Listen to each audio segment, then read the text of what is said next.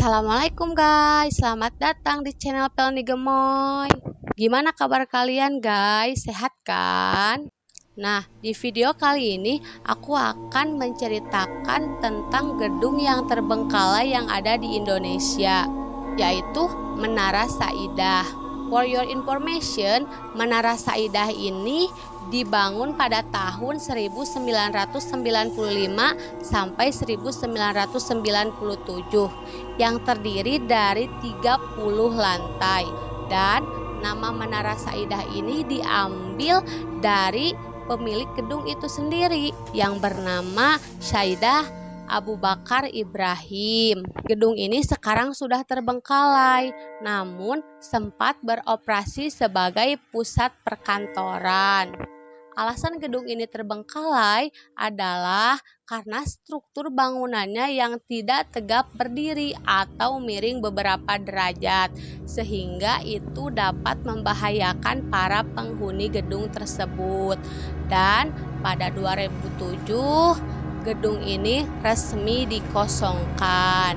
Setelah kejadian itu, muncullah rumor-rumor yang beredar tentang keangkeran dari gedung ini. Dan beberapa orang pernah menyaksikan penampakan makhluk halus di sekitaran Menara Saidah ini. Contohnya seperti kuntilanak merah, pocong, genderuwo, dan makhluk halus lainnya. Dan yang paling terkenal hantu di Menara Saidah ini adalah kuntilanak merah. Kabarnya kuntilanak merah ini sudah ada sebelum Menara Saidah ini dibangun. Selain menjahili manusia, kuntilanak merah ini juga bisa mencelakai manusia. Nah, sama seperti cerita yang akan aku bacain ini. Cerita ini terjadi saat gedung ini masih menjadi pusat perkantoran dan belum terbengkalai. Cerita ini dialami oleh seorang satpam baru yang diganggu oleh kuntilanak merah penunggu Menara Saidah ini. Kalian penasaran kan guys? Jadi kita langsung ke ceritanya aja. Cerita dimulai saat si satpam baru ini sedang berjaga malam di area pos Menara Saidah. Mereka ini awalnya berdua, namun salah satu temannya izin untuk pulang dikarenakan ada urusan yang mendesak. Ketika sedang asik berjaga, tiba-tiba dia dihampiri oleh seorang perempuan berbaju merah dan mukanya sangat pucat, rambutnya berwarna hitam panjang. Perempuan ini mengaku sebagai karyawan Menara Saidah. Dia mengatakan bahwa dia ingin mengambil dompetnya yang ketinggalan di lantai 14. Maka dari itu, si perempuan ini meminta si satpam untuk mengantarnya karena dia merasa takut. Awalnya, ketika si satpam ini melihat si perempuan berbaju merah itu, dia merasa aneh dan janggal.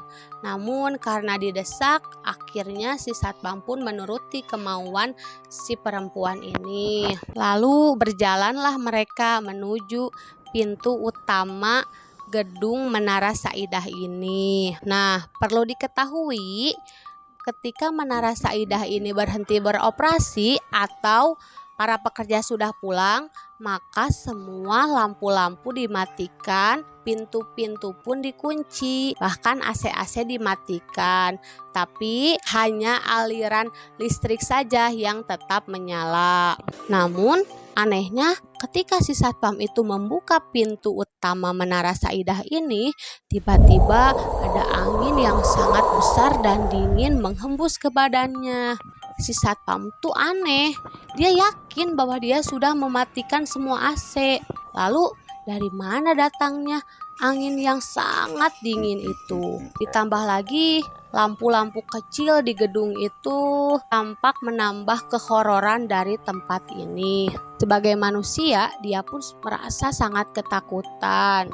Tapi dia mencoba untuk tetap tenang dan tidak terlihat takut. Nah, untuk mencairkan suasana, dia pun mengajak ngobrol si wanita yang berbaju merah tadi. "Mbak, lift di sini memang lama ya?" tanya si satpam. Saat itu mereka sudah ada di depan lift. Lalu si perempuan itu menjawab, "Iya Mas, lift di sini lama."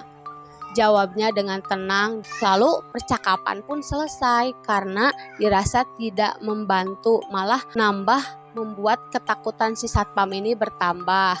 Mereka menunggu di depan lift lumayan lama, 5-10 menitan.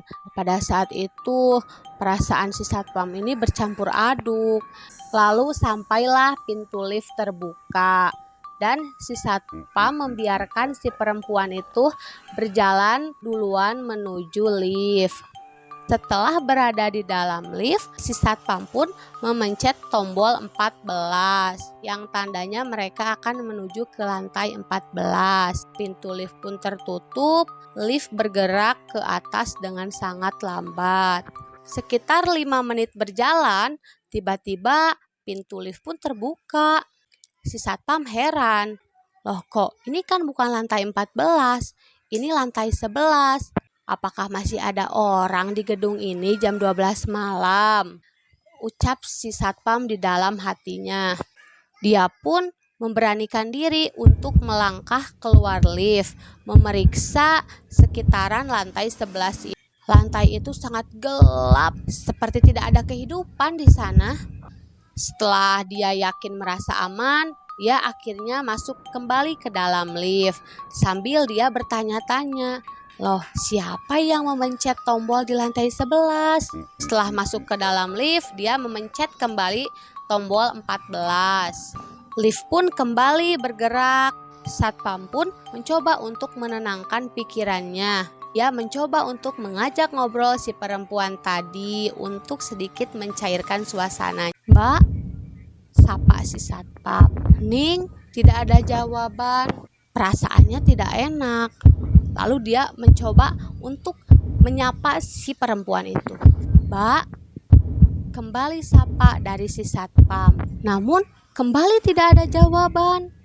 Saat itu jantungnya si satpam pun berdegup dengan kencang. Dia sudah tidak enak perasaan. Lalu dia memberanikan diri untuk menengokkan kepalanya ke belakang. Ketika dia menengok, kosong, tidak ada siapa-siapa di sana. Perempuan itu kemana? Perasaan dan pikiran si satpam ini tambah campur aduk. Kemana perempuan itu? Dia takut, dia sangat ketakutan. Kini dia yang sendiri menuju ke lantai 14. Setelah perasaannya yang sedang campur aduk, tiba-tiba berbunyi ting, menandakan dia sudah sampai di lantai 14. Perlahan pintu lift terbuka. Kakinya gemetar, jantungnya berdegup sangat kencang. Matanya mengeliling ke seluruh ruangan dengan penuh ketakutan. Nah, di lantai 14 ini sangat gelap. Tata ruangan di lantai 14 ini disekat-sekat atau bisa disebut dengan kubikel. Nah, di salah satu kubikel ini ada meja yang lampunya menyala. Bukannya lari meninggalkan tempat ini, si satpam malah memberanikan diri mendekati kubikel itu. Dengan bantuan cahaya dari ponselnya, si satpam itu memberanikan diri untuk sedikit demi sedikit mendekati kubikel itu. Lalu terdengarlah suara ketikan dari keyboard. Seperti sedang ada yang bekerja. Satpam berpikir, siapa sih yang masih bekerja malam-malam begini?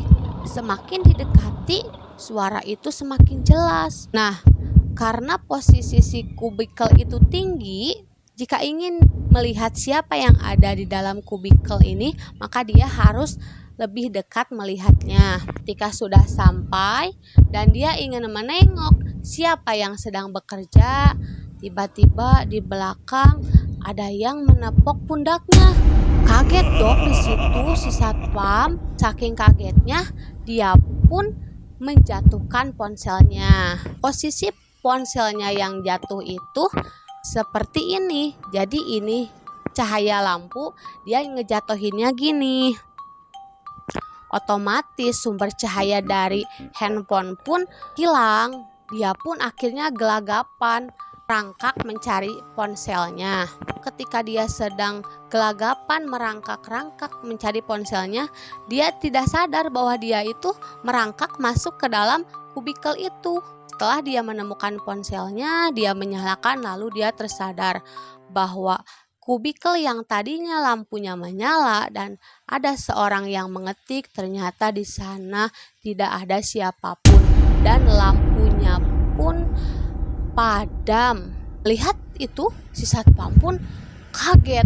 Lalu, siapa tadi yang sedang bekerja? Siapa yang menepuk pundaknya? Setelah mengetahui hal itu, tanpa pikir panjang, si satpam pun berlari dengan sangat cepat menuju tangga darurat. Dari lantai 14 menuju lantai dasar, dia berlari. Karena saking takutnya, dia tidak memedulikan seberapa jauhnya itu. Yang penting dia ingin cepat segera meninggalkan tempat menyeramkan ini. Dikarenakan gedung ini sangat besar dan sepi, kosong gak ada siapapun, maka tiap hentakan yang diciptakan dari langkah kaki si satpam itu terdengar sangat menggema dan kencang. Dia pun tidak memedulikannya, rasa lelah di tubuhnya, rasa sakit di kakinya. Dia terus berlari, namun sebelum sampai di lantai dasar, dia keletihan, dia kehabisan tenaga. Dia berpikir untuk beristirahat sejenak, barang semenit atau 2 menit. Akhirnya dia menarik nafas sejenak di lantai 5. Namun ketika dia sedang beristirahat, dia mendengar ada suara langkah kaki yang menggema dan sangat besar, seperti sedang berlari dari lantai atas menuju ke lantai bawah. Ya, si satpam itu sedang diikuti. Dia sedang dikejar oleh seseorang makhluk halus. Merinding. Suara itu sangat menakutkan sekali. Dia pun tanpa pikir panjang, dia kembali berlari dengan kondisi yang sudah sangat kelelahan. Dia terus berlari hingga dia nyaris di lantai dasar, tepatnya di lantai 2. Ketika si satpam sedang berlari, dia tidak sengaja memegang pegangan dari tangga. Kok ada yang aneh? Kok teksturnya beda? Pegangan tangga yang awalnya besi, kini teksturnya berubah menjadi lembek, seperti pegangan yang terbuat dari tangan manusia. Pegangan itu sangat dingin sekali, seperti seorang mayat. Lalu karena penasaran, dia menyoroti apa yang dia pegang itu, dan ternyata itu adalah tangan manusia, perempuan berbaju merah. Lalu dia pun berubah menjadi seorang kuntilanak merah, dan dia pun berubah sangat mengerikan. Dia terbang dan tertawa-tawa cekikikan. Si satpam itu sudah tidak mengingat apa-apa lagi. Pandangannya buram, badannya terasa berat. Akhirnya dia berguling-guling jatuh hingga ke lantai dasar. Beberapa saat kemudian, teman si satpam yang satunya lagi kembali. Dia melihat keadaan temannya sedang pingsan. Melihat temannya yang pingsan, dia pun kaget dan segera melarikannya ke rumah sakit. Setelah diperiksa, ternyata si satpam baru ini mengalami geger otak ringan. Setelah beberapa hari siuman, akhirnya si satpam ini menceritakan semua apa yang dia alami dan apa yang dia lihat di Menara Saidah itu. Si satpam yang pertama ini bilang bahwa apa yang dilakukan si kuntilanak merah itu seperti memberi salam perkenalan. Nah guys, menurut kalian serem gak sih cerita ini? Kalau menurut aku tuh serem banget. Aku waktu pertama kali baca malam-malam guys. Menara Saidah ini memang sudah terkenal angker. Bahkan banyak youtuber-youtuber yang mencoba uji nyali di tempat itu. Nah guys, apa yang akan kalian lakukan jika kalian berada di posisi si satpam itu? Tulis di kolom komentar ya. Mungkin segini saja cerita dari aku. Maaf kalau ada salah-salah dalam penyampaian. tolong kasih saran dan masukan agar aku bisa jauh lebih baik bikin ceritanya. See you next time. Makasih yang udah nonton. Jangan lupa like, comment, dan subscribe. Dadah.